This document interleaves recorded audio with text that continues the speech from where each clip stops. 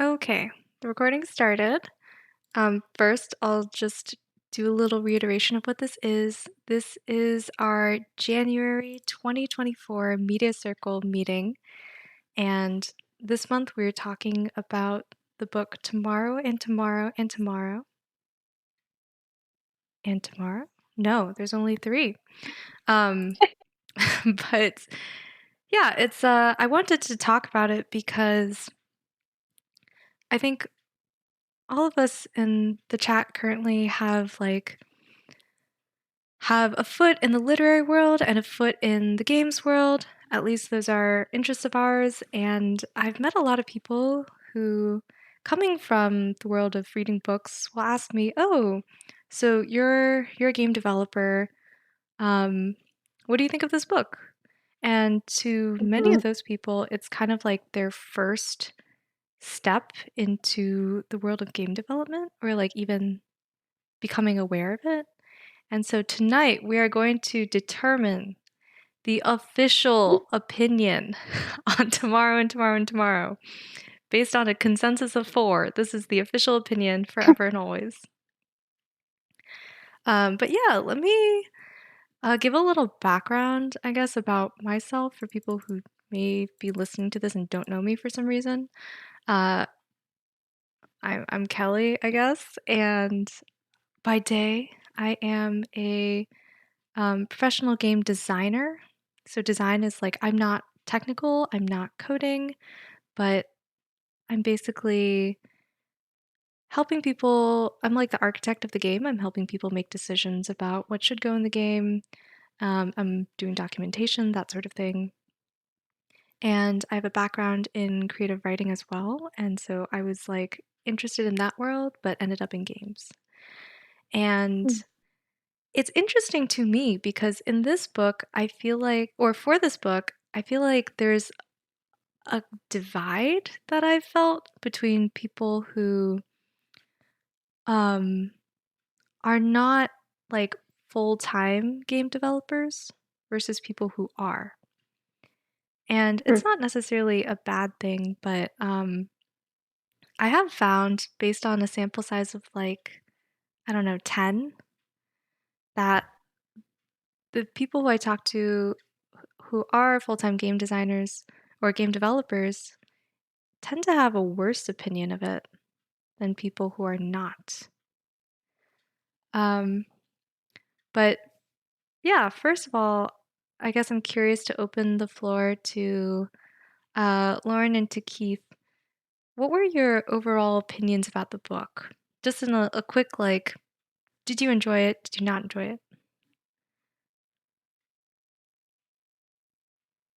Um, yeah, I mean, to kind of like echo what you were saying, it was someone from like the book world that I'm in that like recommended, and they're like, "Oh, it talks about games. Like, you should read it." And I was like, I immediately felt dread. I was like, "Oh God, it's gonna be like Ready Player Two. Like, oh, please help me." Um, and then like it was like a recommendation, and they lent me their copy, so it was like I'm like extremely obligated to like this and have like nice things to say about it. Which like I was worried for all of those reasons, like going into it. Um, but I feel like it's I don't know, done a good job of like showing how like community works in like games. And I feel like that's just now like starting to enter the conversation that like for so long it was this like games are evil and violent and they'll ruin your children's lives, and now it's like, oh, it actually like has the potential to like create community and sustain a community, and like that's great and beneficial socially. um and and I think this book is kind of part of that conversation. Yeah, that's really interesting. I think Vienne, who couldn't be here today, had a similar conclusion about like community, artistic connection. Hmm. Keith, are you able to speak at the moment? Do you have a Yeah, I'm thought? done. Okay, sweet. Hello. Um, yeah, I mean, I think ultimately,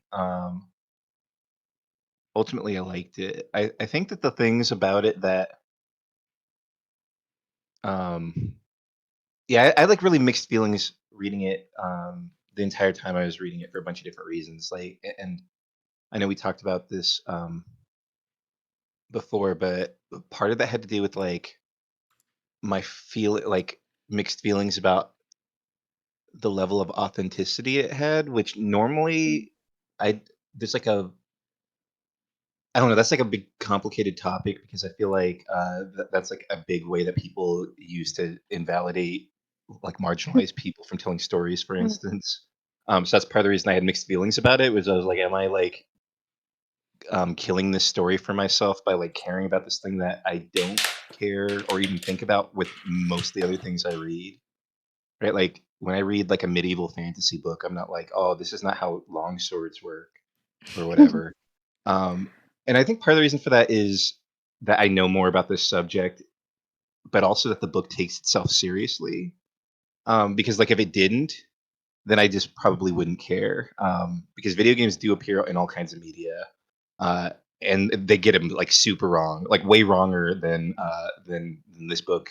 If it gets things wrong, ever gets anything wrong, right? Like in TV shows, they'll be like playing a PlayStation game on an Xbox and talking about high scores and things that like whoever wrote that has never played a video game in their life. They've just like been around people talking about them.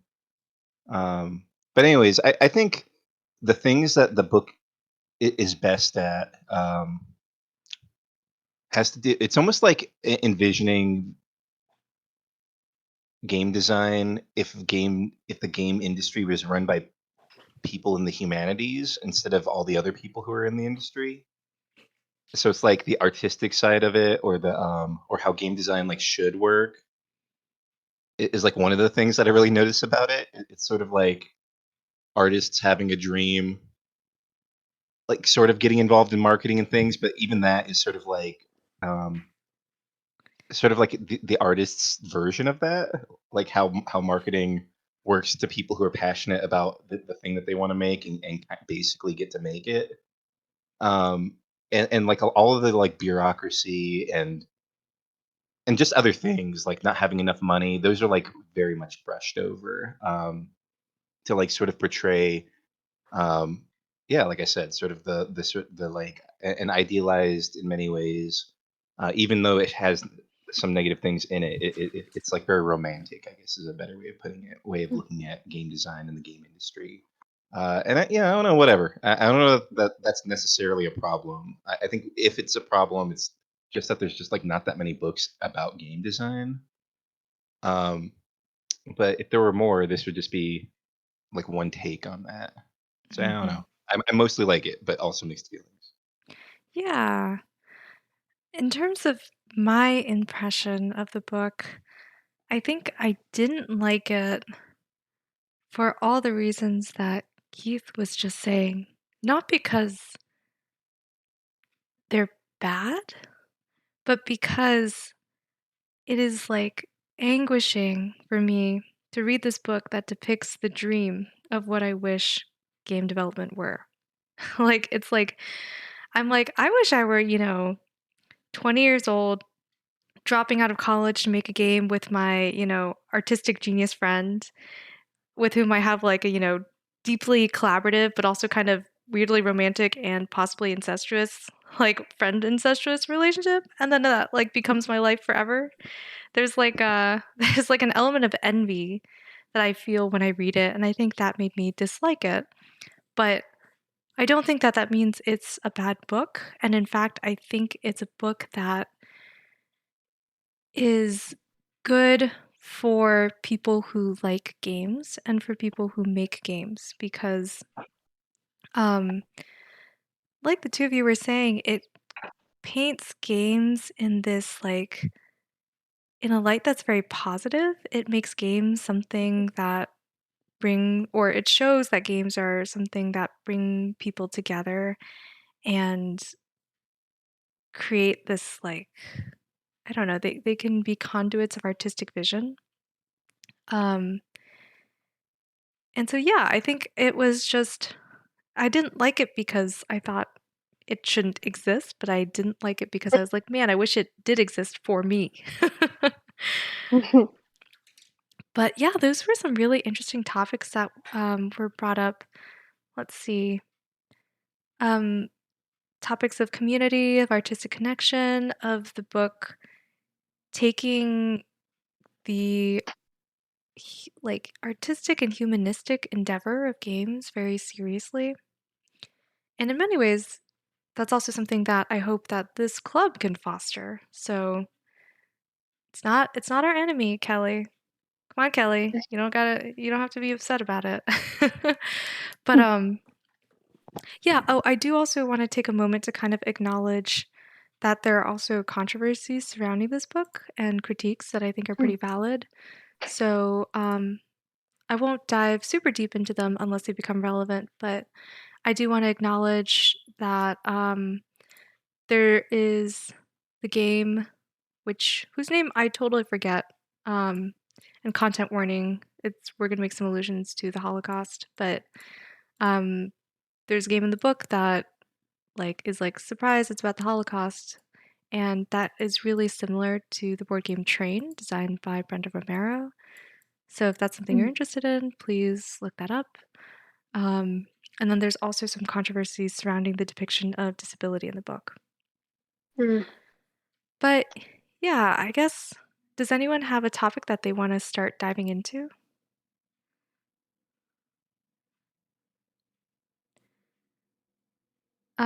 Okay. In that case, I want to talk about community, which Lauren started by bringing up. I think it's interesting because it does this sort of like dual depiction of community. It's both the community of people who, I guess, like the sort of, maybe not community, but the connection of people who develop games. So it's really about Sam and Sadie and Marx's, mostly, but I would say more so Sam and Sadie's like intense connection and this sort of artistic, um, intellectual connection, and how that can unite them, but also kind of other things kind of get in the way and create a conflict. But then it also has many points at which it depicts community for the players of the game. So, like, notably, they have this MMO that they make at the end. Um, and like, I don't know, is it Mapletown? No, I think they make this RPG and then they make an MMO. But anyway, they create this community of players. And at the very end, Sadie has this like intense connection with someone that she meets in the MMO, who later turns out to be Sam. But it creates like allusions to these two types of communities. And Lauren, I'm really curious from your end, like which felt more impactful to you?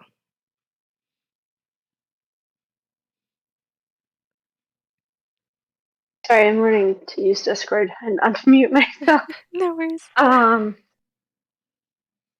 yeah, I mean, like I said, I didn't get all the way to the end. Hmm. Um, but I feel like I don't know. I think that's what I liked was that there was this both like virtual connections that were happening and then like interpersonal. Um, and that both are valid, like one doesn't supersede the other. I mean, there is something kind of interesting. I think you just suggested that that they were playing like online and didn't like recognize somebody, and it turned out to be like a real life person Hmm. that they already knew, and that brings to the attention of like avatars or like the fronts you put when you're like online versus like actually in person. Um, and the kind of different connections you might be able to afford by that way. I know you mentioned the controversy around disability, um, Hmm. but we just published a book that's about parenting neurodivergent children of color. Um, and they have a chapter on video games, which is why I bring it up. Um, and the authors make this really interesting point that like I hadn't really seen, especially in parenting books, that like for people with social anxiety or just like neurodivergent, video games or social media or online platforms offer like a alternative way to communicate, especially like asynchronous communication, which reduces a lot of the anxiety. Um, and I'm just fascinated by that and interested in any kind of media, novel or others that are bringing that to attention and the positive benefit of that. Hmm. Yeah, that's super interesting. Um, yeah, I think that last point is super interesting, but I think I have a thought, which is that I feel like there was this era, and this is totally anecdotal, so someone can feel free to Mhm. jump in and correct me, but I feel like there was this era where people saw video games as this fertile ground for creating social connections and for creating community. For example, I saw an article about players of Journey, which is a Mm. game, for those who don't know, it's a game where, like, I actually have never played it. I think you run Oh, around. I think you just run and it's like multiplayer. yeah. hmm And I think it's kind of like exploratory. And then there was this whole article published about how the limited ways that players have to communicate with each other foster very positive interactions rather than like, as opposed to the sort of like negative chats you might typically hear of in a first person shooter, for example, or a competitive game. And so I think there was like, I feel like anecdotally, there was this fascination with games as sort of another social world. But also anecdotally, what I feel like I'm seeing is kind of the opposite trend. It's like your virtual spaces start to mimic your real life spaces instead of being different from them and evolving differently. It's like I played some Lethal Company, which is a four-player game. Like it's not less than four. It's not up to four. It's not four or more. It's like specifically unmodded a four-player game where you have to go in and like extract uh, materials from this planet, and it's like very funny. It's like very streamable and clippable because there's a lot of jump scares. But like that is the kind of game that is really meant for you to play by assembling three other friends. You set a time, you set a place, you do a few runs, and then you call it. So in many ways, that's like you don't you that's not really a game where you like meet strangers and you form a community. So that's really interesting to me. But then, sort of the last thing you're saying with neurodivergent children of color is that like actually, actually, games can do both.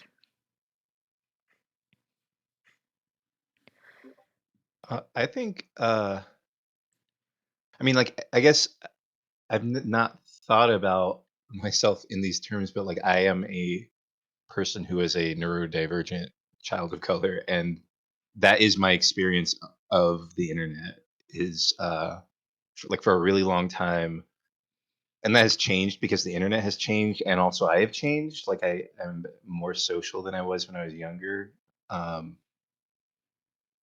like in part because I'm like enculturated to it, but I'm like both shy and like uh debilitatingly anxious about social spaces sometimes, many times.